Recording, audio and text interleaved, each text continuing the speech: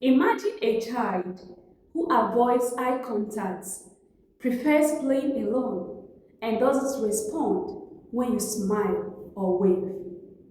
At first, it may look like shyness, but it could actually be one of the earliest signs of autism, which is known as social interaction deficits. Hello, parents and guardians. Welcome back to Deborah's Autism Support Hub. I am glad you're here today, and we'll be exploring social interaction deficits in autism, what they are, why they happen, and practical ways you can support children to build confidence and social connections. Sit back. Someone may ask, what are social interaction deficits? These are difficulties that children with autism may have in understanding or engaging with people around them. These can look very different for each child, but there are some common signs and symptoms, and these may include limited or no eye contact. You may notice that when you are having conversation with a child, the child doesn't want to have an eye contact with you. Some they do try, but it is not consistent. Some children also struggle to respond when someone smiles, waves, or calls their name.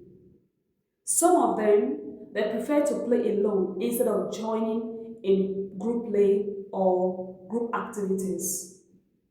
Another sign is difficulty in sharing interests, emotions, or simple back and forth conversation.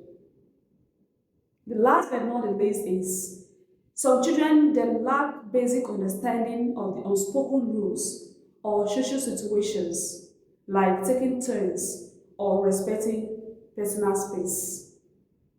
It is important to remember that these are not signs of rudeness or lack of interest. They are simply a reflection of how the child's brain processes social information differently. Remember that these children are struggling to respond and are struggling to understand how the social world works. So we need to be calm with them and understand them.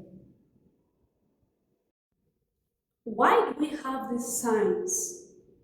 Why do they happen? Children with autism often process social cues in unique ways.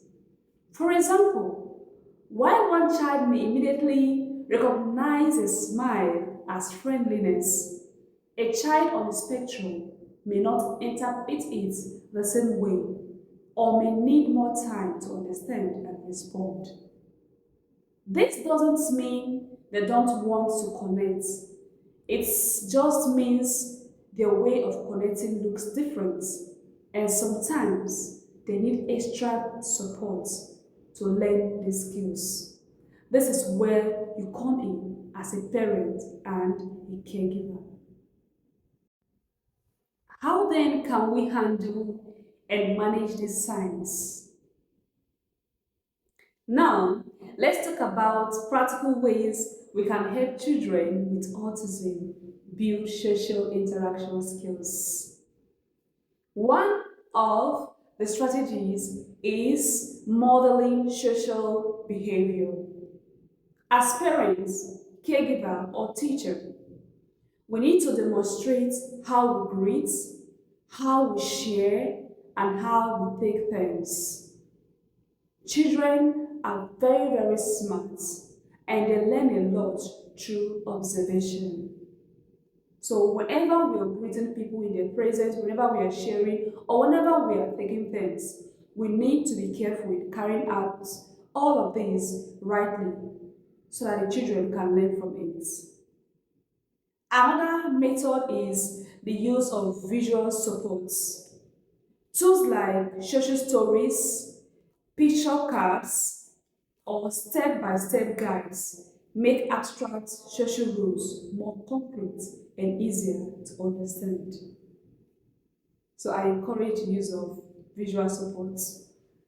Another approach is encouraging parallel play. Allow children to play side by side first. Don't force them to play with others at the first time. Allow them to have this side by side play first. Then gradually you can now incorporate interaction and start pairing them with other children. Remember that it is always difficult for them to interact with others. So don't rush them, don't force them. Another practical strategy is role play scenarios. Practice everyday situations like saying hello, asking for help, can you help me please? Or sharing toys. This builds confidence before they try it in real life. Another thing is positive reinforcement. We need to celebrate every small step, whether it's maintaining eye contact for a few seconds or responding when someone calls their name. We need to positively reinforce them. Another approach is small group practice. Provide opportunities to interact in small and safe groups before engaging in larger classrooms or social events. And of course, collaboration with speech therapists, occupational therapists, or ABA specialists can give even more personalized strategies that are tailored to the child's needs. As we have seen, social interaction deficits are one of the early signs of autism, but with the right support, children can learn, grow, and build meaningful relationships at their own pace. If you're a parent, educator, or caregiver, I encourage you to start small, be consistent, and most importantly, celebrate progress, no matter how little it may seem. Every child deserves the chance to feel connected, loved, heard, and included. Thank you so much for watching today's video.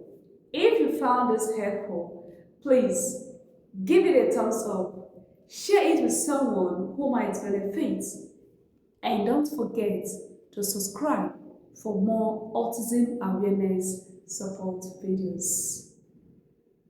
Until we meet again, stay blessed and remember that you are not alone. Together, we can create the awareness that is needed to support these unique and special children. I love you, but God loves you most.